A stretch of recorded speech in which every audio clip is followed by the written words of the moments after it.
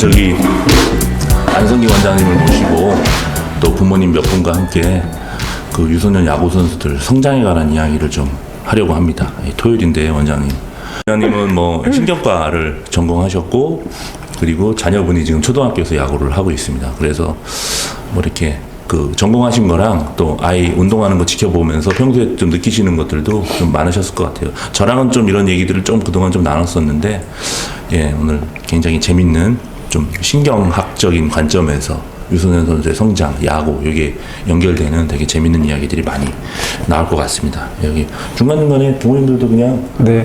강의 들으시다가 궁금한 거 있으시면 질문을 해주시면 좋겠어요. 예. 네, 뭐 사실 이게 성장이라고 하는 부분을 참 저도 이제 아이를 키우면서 고민을 많이 하게 됐었는데요. 그 이유 중에 하나는 제가 어떻게 보면 루저기 때문에 네, 키 180 미치면 루저라고 하는데 저는 170이 안 되는 키로 세상을 살다 보니까 그리고 또 아이가 이런 뭔가 몸으로 경쟁을 하는 그런 세상 속에 자기가 살겠다고 하면서 사실은 성장이라고 하는 부분을 이제 고민을 할 수밖에 없는 상황이 되긴 했었는데 저는 어떻게 보면은 저는 이제 신경과고 그러다 보니까 어떻게 보면 삶의 끝에 사시는 분들을 저는 이제 보면서 살아가는 그런 의사인데 우리가 그래서 사실은 노화라고 하는 것들을 계속 지속적으로 공부를 하고 그런 것들을 하다 보니까 사실 거기에서 나온 많은 그런 지식들이 우리가 성장이라고 하는 부분에 접목을 할 만한 그런 부분들이 분명히 있고 그래서 이제 그런 부분들을 저희가 좀 말씀을 드리고 제가 이제 아이를 키우면서 저희 아이가 많이 마르고 그랬었는데 이제 그러면서 많이 들었던 얘기들 그리고 부모님들이랑 했던 많은 얘기들이 그래도 저희가 그런 것들이 우리가 현재까지 알려진 이런 과학적인 이야기와 조금은 그래도 일치하지 않는 부분들이 상당히 그래도 많이 있는 것 같아서 그런 부분들에 대해서 좀 한번 얘기를 드리고 싶었고요. 그냥 제가 이제 저도 이제 의학이 사실은 과학이라고 하는 범주에 들어가기는 했는데 제가 이제 관련 여러 가지 강의들을 하면서 많이 좋아하는 얘기가 과학과 진실이 항상 동의어가 아니다라고 생각을 합니다. 그래서 그럼 우리가 과학적이라고 하는 것이 과연 무엇일까? 그래서 제가 그래도 그 과학이라고 하는 표현에서 가장 좋아하는 말이 칼 세이건이 한 일종의 과학은 사유의 방식이다라고 하는 말인데 그래서 제가 하는 이야기도 엄밀하게 이것이 진실이냐 아니냐를 따진다라고 하면은 많은 반론들도 있을 수 있겠지만 이제 이것이 이제 과학적인 사유로서 제가 드리는 이 이야기들 자체가 일종의 사유의 방식이라고 하면 충분히 과학적이라고 말씀드릴 수가 있을 것 같고요. 그 다음에 이분은 이제 의철학자신데 의학은 가장 인간적인 과학이고 가장 경험적인 예술이며 가장 과학적인 인문학이다. 그래서 이제 제 강의에는 이제 이런 요소들이 좀 많이 있습니다. 그래서 우리가 단순히 데이터만 가지고 얘기할 수 없는 부분들이 분명히 있고 저는 이게 제가 아이가 야구를 하면서 저거를 야구로 딱 바꿔도 타격은 과학이다. 저거 야구 얘기인데 저거. 사람이 하는 모든 일들은 다 이런 것 같아요. 이 세 가지 요소들이 접목이 됐을 때 우리가 인간이라고 하는 걸 표현할 수 있다라고 저는 생각을 해서 근데 의학이라고 하는 부분이 사실은 이런 부분들이 가장 소외됐던 부분 중에 하나이긴 합니다. 사실 인간 자체를 그냥 해부하고 모든 것들을 그냥 설명할 수 있다라고 과학으로 설명할 수 있다라고 했었지만 그걸로 설명할 수 없는 그런 많은 부분들이 있어서 그래서 요거를 그냥 약간의 이런 부분들을 전제로 하고 말씀을 좀 드리도록 하겠습니다. 그래서 어쨌든 저의 뭐 전공은 아니지만 제가 가지고 있는 신경과라고 하는 그 학문 자체가 어쨌든 늙어감에 대한 많은 고민과 공부를 할 수밖에 없는데 노화에 대한 최근에 한 10년에서 20년 동안의 연구의 결과가 딱 하나로 요약을 하자면 이런 부분입니다.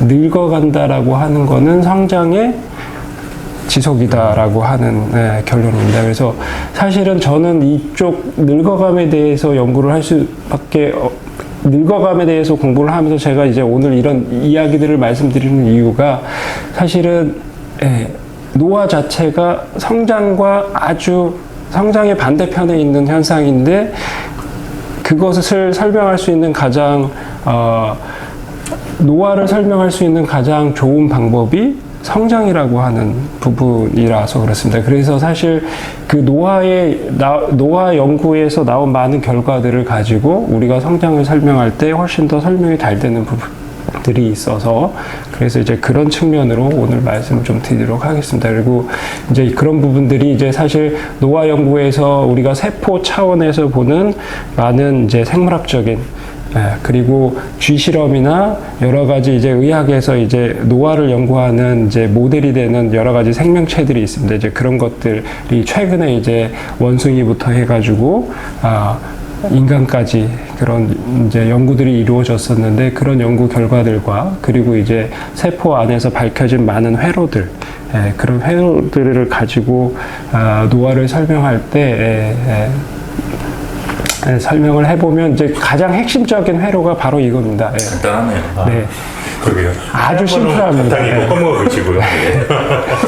그래서 제일 확실한 건 우리가 이게 사실은 세포라고 이야기를 하면 이제 우리가 뭔가 그 세포가 하나의 생명체라고 이야기를 하면 마찬가지로 이제 글루코스나 아미노산이라고 하는 것들이 이게 음식이라고 생각하시면 됩니다. 어떤 음식을 먹고 그러면 그런 음식이 존재할 때 여기 이제 인슐린하고 성장 인자인데 그리고 음식이 있고 그러면 성장의 신호가 들어오면 우리 세포가 그 성장의 신호를 해석해서 내가 성장할 거냐 말 거냐를 이제 결정한다라고 하는 거고요. 그 사이에서 이제 이런 많은 회로들이 밝혀지면서 이제 이런 복잡한 이게 사실 뭐 아주 단순한 거지만 이런 그래프들이 만들어지는데 사실 이제 노화에서 가장 핵심적인 거는 뉴트리언트 바로 영양소를 우리 몸이 센싱하는 회로가 존재한다라고 하는 거거든요.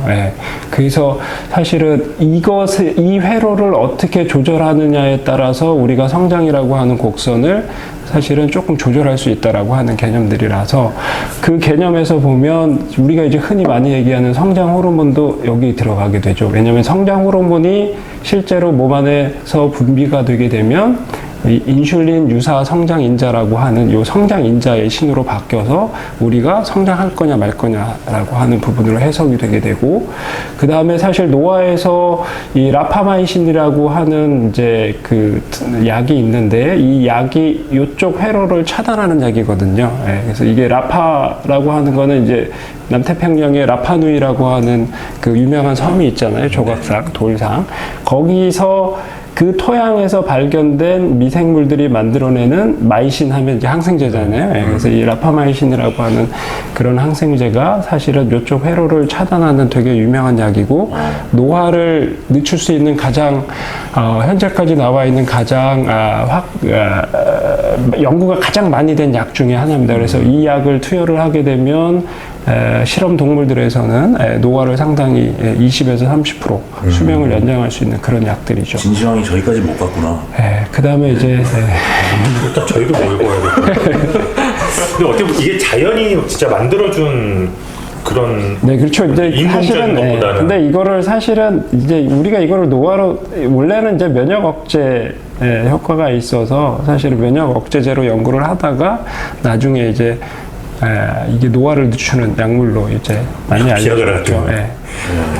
이거는 이제 그 암 환자분들이 많이 먹는 약 중에 하나입니다. 허셉틴이라고 하는 약인데 이 허셉틴이라고 하는 약이 바로 이쪽을 차단하는 약이거든요.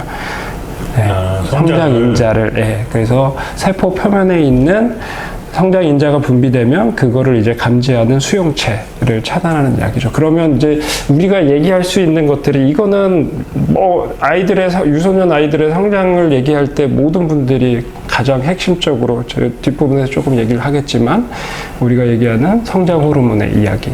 성장 호르몬도 여기고 그리고 암 환자들이 먹는 약은 여기를 차단하는 약이고 노화를 늦추는 가장 유명한 약은 바로 이 아래쪽에 있는 이런 회로들을 차단하는 약이고, 그래서 사실 아까 말씀드렸던 것처럼 노화가 성장의 연속선상에 있다라고 하는 거는 바로 그래서 이게 우리가 노화에 알려져 있는 회로가 성장의 회로와 사실은 동일하고, 그 회로가 암이 발생하는 회로와 너무나 많은 부분이 겹친다라고 하는 거죠. 사실은 암의 가장 큰 특징은 성장이잖아요. 사실은 그렇죠. 우리 몸에서 생겨났지만 우리 몸의 세포들보다 훨씬 더 빠른 속도로 성장한다라고 하는 거고, 사실 주변을 무시하면서 그냥 네, 혼자 그렇죠. 이렇게 성장해 나가는.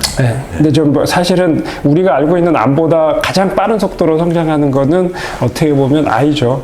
엄마 뱃속에서 그렇죠. 이 작은 세포 하나가 1년 동안 3kg 가까이 그렇게 빠르게 자라는 암은 사실 존재하지 않거든요. 어떻게 보면 성장이라고 하는 회로가 약간 우리가 원하는 방향이 아닌 다른 방향으로 펼쳐질 때 생기는 병이 암이라고 얘기를 할 수 있죠. 그래서 사실은 이 회로 안에서 우리가 삶의 이런 것들을 다 이 회로가 어떻게 작동하느냐에 따라서 이렇게 될 수도 있을 거고 아니면 이렇게 될 수도 있겠죠.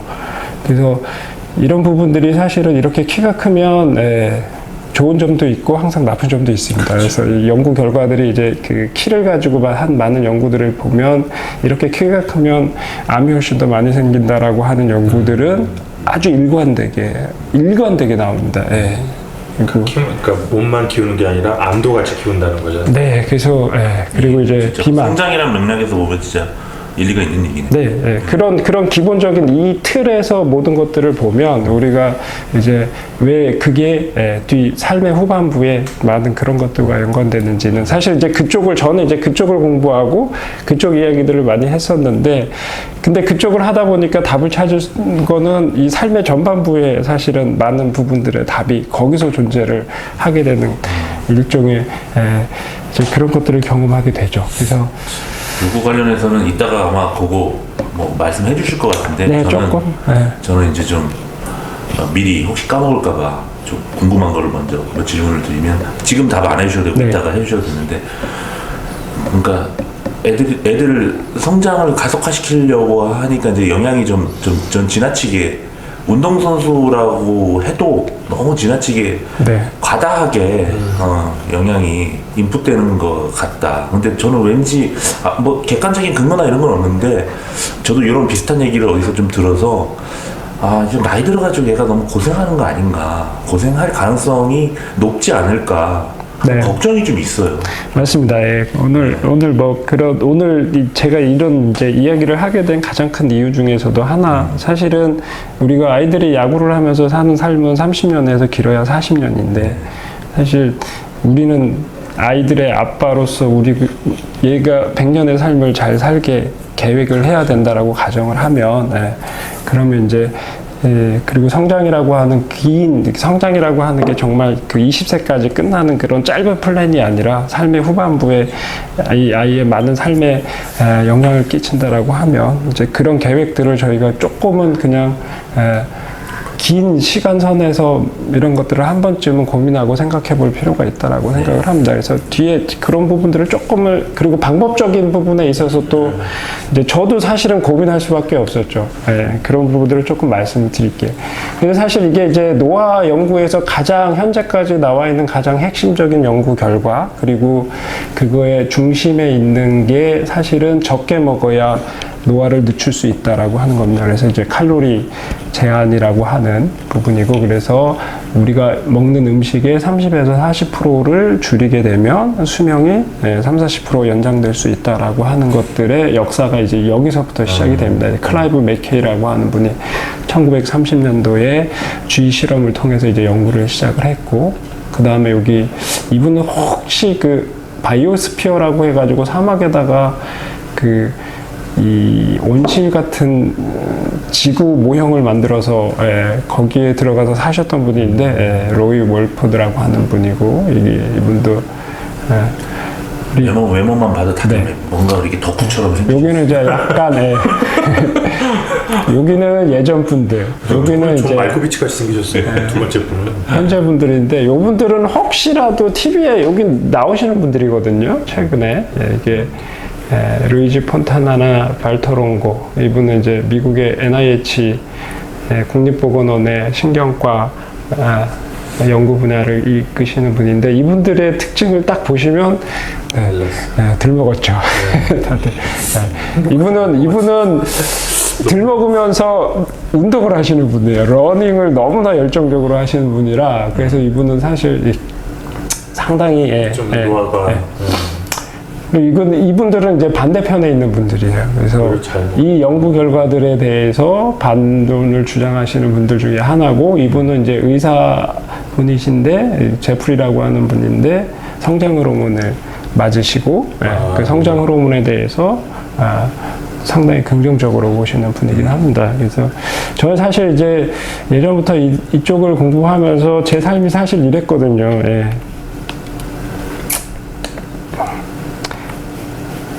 이렇게 이제 살아왔죠. 저도 한 10년 이상, 요때가 7살 때, 아이 7살 때인데, 제가 이제 그 전부터 한 10년 가까이 저는 이제 뭐 이걸 공부하기 전부터 그냥 일일 이식을 하고, 그러면서 그냥 조금 그냥 마르게 사는 것도 전혀 불편하지 않다 이러면서 이제 이렇게 살고, 그러면서 이제 아이를 낳게 되고, 아이를 키우면서도 굳이 너는 많이 먹을 필요가 없다. 그래서 다행히 배고픈 것도 애가 잘 견디고 해서 가끔 주말 같은 때는 막 가끔씩 이제 늦잠 자고 아이도 두 끼도 먹기도 하고. 그렇죠. 늦게 일어나면 그게 가능해요. 그러면서 이제 이렇게 살면서 사실 이 BMI, 체질량 지수가 20점, 이렇게 이제 유지를 하면서 이제 살았죠. 근데 얘가 어느 순간 이제 갑자기 운동을 하겠다라고 하니, 이제 그때부터 이제 여러 가지 하면서 가장 큰 거는 아이의 이제 체중과 어떤 등치라고 하는 그런 성장이라고 하는 문제들에 부딪히면서 제가 가지고 있던 많은 플랜들을 이제 다 수정을 할 수밖에 없는 상황이 됐죠. 자기는 이걸 하면서 살겠다라고 하니, 제가 가지고 있던 곡선은 뭔가 너는 그냥 천천히 잘하고 조금 덜 먹어도 되고, 그러면서 공부를 하면서 살아도 되겠다라고 했는데, 그래서 갑자기 운동을 하니까 인생이 어려가지고. 인생도 바뀌고 제 삶도 조금 바뀌고, 너를 위해서 모든 플랜들을 조금 이제 뒤쪽으로 유보할 수밖에 없는 그런 상황이 됐죠. 그러면서 이제 정말 야구 선수를 위한 몸이 우리는 어떻게 할까? 그럼 제가 가지고 있는 이런 지식들을 어떻게 접목을 해서 아이들을 키워야 될까라고 고민을 하게 됐고요. 그래서 그러면 목표를 어떻게 잡아야 될까? 첫 번째는 그런데 이제 프로야구 선수가 되기 위해서 이상적인 몸이 과연 뭘까라고 했는데, 이게 변수가 너무 많은 거죠. 사실은 편차가 너무 심하고, 저희가 가장 잘 알고 있는 알투베부터 해서 가장 큰 이루수까지 해서, 사실 저는 이제 이런 사람들을 보면서 항상 위안을 얻죠. 어쨌든 김지찬 같은 선수 보면서. 네, 그렇죠. 저는 이제 그런 이제 약간의 그 예외가 되어주는 선수들을 보면서 항상 많은 위안을 얻는데, 그럼 목표가 뭘까? 이 사이에 분명 우리가 원하는 목표는 이 사이에 어딘가에 있을 거고, 그거를 달성하는 이제 방법적인 부분들을 이제 오늘 조금 이야기를 드리고 싶습니다. 그래서 보면 이제 우리나라도 이런 데이터가 있긴 하지만, 어쨌든 야구 선수들의 평균의 데이터를 보게 되면 메이저리그 선수들의 평균 지점이 187cm, 그리고 체중은 94kg 이렇게 됐어요. 이거 매년 조금 바뀌긴 하지만, 어쨌든 그렇다 그러면 우리가 그래도 목표로 삼는 건 그래도 평균적으로 가면 제일 좋지 않을까라고 하는 생각을 한번 하게 되고요. 여기 제일 저점이 167cm 알투베고, 제일 고점이 1m 8입니다. 저도 이제 야구는 저도 사실 애가 야구를 해가지고 평생 야구장도 처음 가봤고 야구를 처음 하는 사람이 이런 분들 잘 모르는데 사바티아가 136kg. 가장 그다음에 무거운 레이스였죠. 가장 이제 적게 나가는 게 68kg. 저희가 뭐 이런 것들을 기준으로 삼으면 되지 않을까 싶고, 근데 이거를 사실은 저희가 187에 94kg는 사실 비만에 들어갑니다. 근데 운동선수들은 이제 이건 체질량 지수인데 사실 이제 키와 몸무게만 가지고 얘기를 하는데 운동선수들은 근육량이 워낙 많기 때문에 실제로는 비만하지 않죠. 그리고 이제 포지션에 따라서 다 다른데 저는 이게 쇼스탑이 제일 키가 작을 거라고 생각했는데 이루수가 제일 작더라고요. 그래서 체중도 제일 적게 나가고 그래서 포지션에 따라서 분명히 다르고 투수 같은 경우는 어쨌든 기본적으로 평균보다 조금 더 크고 크긴 한데 체중은 평균에 그래서 사실은 투수는 조금 더 마른 체형들이 훨씬 더 많다라고 하는 게 이제 이런 데서 제가 오늘 말씀드리는 가장 핵심이 굳이 찌울 필요가 없다라는 그런 부분들이 있어서 이런 것들을 자꾸 말씀드리는 거고.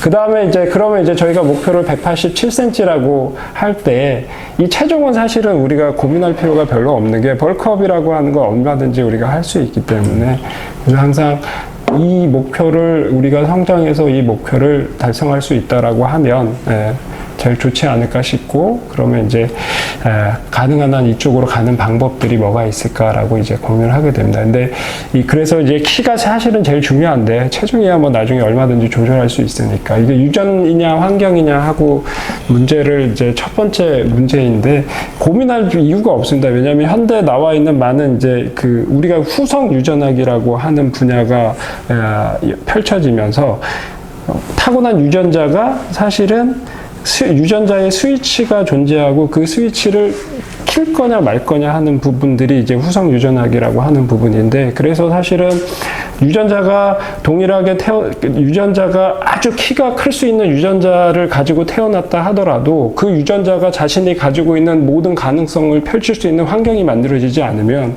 절대 클 수 없다는 거죠. 그래서 이 유전이냐 환경이냐를 이제는 얘기할 이유가 거의 없어졌습니다. 그래서 굳이 그런 것들을 얘기할 필요가 없고 근데 그럼에도 불구하고 유전이라고 하는 걸 조금 얘기를 하면 제가 여기다 엄마, 아빠 그리고 여기다 외할머니를 적었거든요. 저는 많은 야구 관계자분들이 엄마를 많이 본다라고 얘기를 하더라고요. 그 이유 근데 사실 엄마를 보면 안 되고 제가 아는 선에서는 외할머니를 봐야 돼요. 그 이유는 아이의 씨앗이 난자가 만들어지는 시점이 외할머니가 엄마를 임신했을 때 아이의 씨앗이 만들어지거든요. 그래서 그게 사실은 후성 유전학에서 가장 핵심적인 내용 중에 하나가 그래서 여기서부터 시작이 되거든요. 아이들은. 그런 시점에서 보면은 엄마도 중요하긴 한데 외할머니가 중요한 부분이 될 것 같고 그 다음에 환경이라고 하는 부분은 저희는 태어나서부터의 환경만을 많이 생각을 하는데 사실 훨씬 더 중요한 부분이 엄마 뱃속에서 환경입니다. 그래서 뱃속에서 아이가 어떻게 자라느냐에 따라서 이 유전자가 태어나서 어떤 삶의 곡선을 그리면서 갈 거냐 하고 하는 부분들이 결정이 되거든요. 그래서 단순히 유전자가 후성 유전학적으로 스위치를 어떤 식으로 조절해서 내가 남은 삶을 살 거냐 하는 부분들이 가장 많이 결정되는 부분이 뱃속 환경이거든요.